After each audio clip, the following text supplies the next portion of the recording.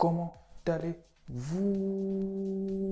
J'espère que vous allez bien et que vous avez la forme. Bienvenue dans cette nouvelle vidéo qui va être importante forcément, comme vous avez l'habitude de le dire.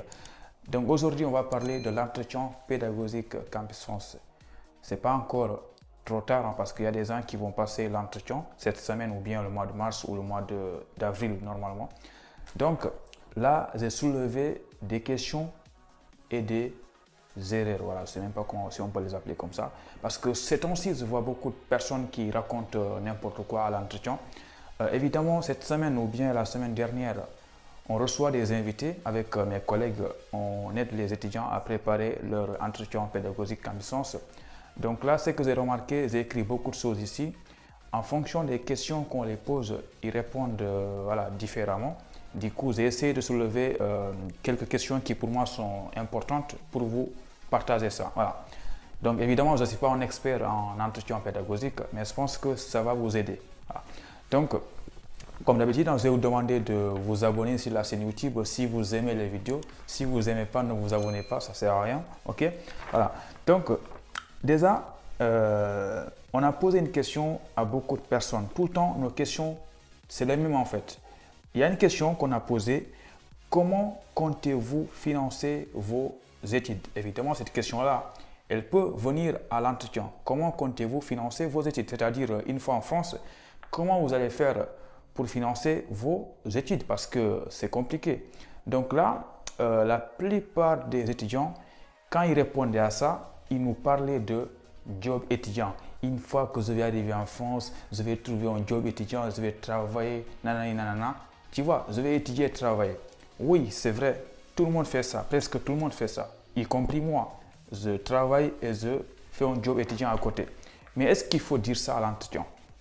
Évidemment, je ne vous conseille pas de parler de job étudiant pendant votre entretien. Pourquoi il ne faut pas faire ça? Parce que quand vous parlez de ça à l'entretien, en fait, vous montrez à la personne que vous, financièrement, vous n'êtes pas prêt. Parce que pour survivre en France, il faut que vous travaillez, il faut que vous trouviez un job étudiant. Donc moi, ce que je vous conseille, je ne suis pas un expert, mais je pense qu'il ne faut pas parler de ça. Il faut plutôt parler d'autres choses. Par exemple, montrer à Campus France que vous, soit vous avez des parents qui sont prêts financièrement pour vous aider pendant votre séjour en France, ou bien parler de vos frères qui sont en France qui vont vous aider. Là, vous allez me dire, mais non, moi, si je n'ai pas un frère en France, qu'est-ce que je vais dire? Évidemment, tu vas te créer un frère comme moi je l'ai fait. Tu n'as pas de frère, mais crée-toi un frère. Tout le monde a une famille en France. Si tu n'as pas un frère en France, tu connais quelqu'un qui connaît quelqu'un qui connaît quelqu'un qui est en France. Voilà. Donc, au lieu de parler de job étudiant, il faut montrer à Campus France. Donc, ça, c'est la règle d'or en fait. C'est le secret. Il faut les montrer. Il faut les prouver que toi, même si tu ne travailles pas pendant le week-end, tu es capable de vivre en France, tu es prêt financièrement. Donc, ça, c'est vraiment une chose très très importante à retenir. Il faut les montrer que tu es prêt financièrement. Voilà. Donc ça, c'est la première erreur que je voulais souligner dans cette vidéo-là. Je sais qu'il y a beaucoup de gens qui répètent ça à l'entretien. Je vais travailler le week-end pour gagner. Non, il ne faut pas parler de ça. Nous tous, on le fait, mais il ne faut pas dire ça à l'entretien. Ok. Deuxième chose que je voulais parler dans cette vidéo-là, c'est la question pourquoi la France? Je pense que vous le savez, quand tu fais un entretien, ils vont te poser une question.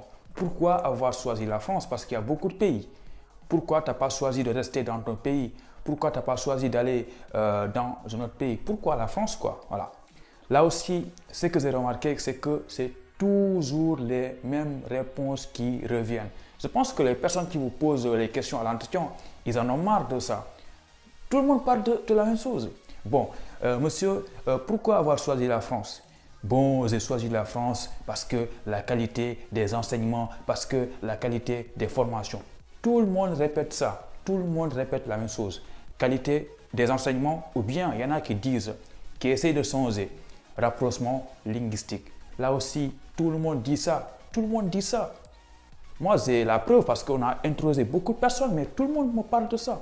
Et pourquoi pas essayer de changer? Pourquoi pas essayer de raconter d'autres choses?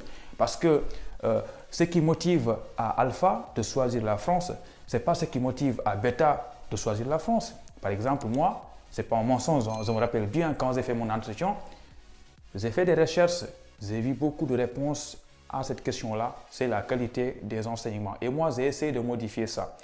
Plutôt que de parler de la qualité des enseignements et de faire comme tout le monde, j'ai parlé non seulement de la qualité des enseignements en France, mais aussi j'ai parlé d'autres choses. Le fait que j'ai une famille en France, j'ai des grands frères en France, j'ai des camarades de classe qui sont venus en France avant moi et qui ont réussi, qui m'ont motivé à vouloir choisir la France.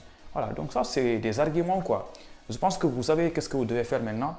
Ne parlez pas que de la qualité des enseignements parce que si on réfléchit bien, qualité des enseignements, c'est pas que la France. Bah, il y a la Russie, il y a l'Ukraine, il y a aussi le Canada, il y a les États-Unis, il y a la Pologne. En fait, c'est presque tous les pays en Europe ont de très très bonnes formations. Voilà, c'est pas que la France. Donc, ne me dis pas que tu as choisi la France parce que c'est une formation de qualité. Voilà, donc essayez de changer, franchement. Il y en a aussi qui me disent le rapprochement linguistique. Donc, si vraiment c'est à cause du rapprochement linguistique que tu choisis la France, bah, rapprochement linguistique, si tu es sénégalais, pourquoi pas aller en Gambie ou bien au Mali? Je pense que là, il y a un rapprochement linguistique aussi. Voilà. Au moins, avec les Gambiens, vous allez parler Wolof, quoi. Voilà. Donc, essayez de changer. Ça, c'est mon conseil. Ne parlez pas que de ça parce que tout le monde répète la même chose. OK. Voilà. Donc, une troisième question, c'est la question la plus simple. Présentez-vous. Je pense que normalement, quand tu fais un entretien, la première question qu'on te pose, c'est présentez-vous. Donc là, ce qui me dérange, c'est qu'on a posé cette question à beaucoup de personnes. En fait, les gens se présentent bien, mais en 3 secondes. Par exemple, si on dit, OK, monsieur, est-ce que vous pouvez vous présenter? Bon, moi, je m'appelle Alpha Omar et j'ai 23 ans. Point. Mais attends, si c'est un élève de la classe de terminale qui se présente comme ça, je peux comprendre. Mais quand tu es en master ou bien en licence et que tu arrives avec toutes les connaissances que tu as, avec tous les projets que tu prépares pour aller étudier en France et qu'on te demande de te présenter, tu parles de ton âge, 23 ans ou bien de ton nom et prénom, ça c'est pas une présentation, franchement. Ce que vous ne savez pas, c'est que la présentation, c'est très important parce que c'est ça, c'est la phrase qui te permet, qui te met en confiance pendant tout le reste de l'entretien. Donc si tu parles mal à la présentation, tout le reste c'est foutu quoi, parce que tu n'auras pas confiance en toi. Donc le mieux c'est de bien faire une présentation en 15 secondes ou bien en 30 secondes ou bien 1 minute. Comme ça, tu es bien, tu es motivé, tu as confiance en toi. Voilà. Donc retiens que si tu es en master ou bien si tu es en licence 3, licence 2, franchement, essaie de faire une présentation pas de 5 secondes. Je ne sais pas moi, parle de ton baccalauréat. Par exemple, moi j'ai obtenu un baccalauréat série S en 2016. Et actuellement, je suis en licence 3, je prépare une formation de gestion et maintenant, je souhaite poursuivre mes études en France. C'est pourquoi je fais Campus. Point. Voilà, ce n'est pas excellent, mais au moins là, tu as donné beaucoup d'informations. L'avantage, c'est que quand tu donnes beaucoup d'informations, toutes les questions de l'entretien vont se tourner autour de cette présentation-là. Voilà. Donc ça, c'était un conseil. Faites attention à ça. Autre chose, c'est la question, quel est votre projet professionnel? Donc là, évidemment, les gens ils répondent bien parce que quand on dit c'est quoi ton projet professionnel, tu dis si je souhaite être analyste financière, je souhaite être médecin, je souhaite être ingénieur, voilà. Mais le problème c'est quoi? C'est que pendant les préparations d'entretien qu'on a fait avec nos étudiants, c'est qu'à chaque fois qu'on posait cette question-là, les gens répondaient bien, mais malheureusement, ils disent des choses qu'ils ne savent pas c'est quoi. Par exemple, quel est votre projet professionnel? Moi, je veux être ingénieur mécanique. Monsieur, c'est quoi ingénieur mécanique? Tu ne sais pas c'est quoi ingénieur mécanique. Donc, toi, tu ne connais pas ton métier. Et ça, ce n'est pas normal. Donc, franchement, un bon conseil, je ne connais pas tous les métiers qui existent, mais le métier, mon projet professionnel, moi, je le connais. Donc, toi aussi, si tu veux être analyste financier ou bien tu veux être médecin ou bien infirmière, évidemment, il faut que tu comprennes ton métier. Il faut que tu aies au moins une phrase, une définition de ton métier au cas où on te pose la question parce que c'est une question qui revient très très souvent. Donc franchement, il y a beaucoup de questions comme ça auxquelles il faudrait faire très très attention. Voilà. N'oubliez pas aussi que si on vous pose une question d'ISAR, vous êtes en master, vous avez une licence. Pourquoi vous choisissez de reprendre la licence en France? Toutes les questions comme ça, essayez de songer. Essayez de dire par exemple que vous avez fait beaucoup de recherches en France, les masters ici sont sélectifs et puis en plus il y a des matières qu'on n'avait pas fait en L3, donc tout ça, ça va vous pénalisé une fois en France, c'est pourquoi vous avez choisi de reprendre l'année. Voilà, essayez vraiment de trouver des phrases pas comme les autres, pas comme le font la plupart des étudiants.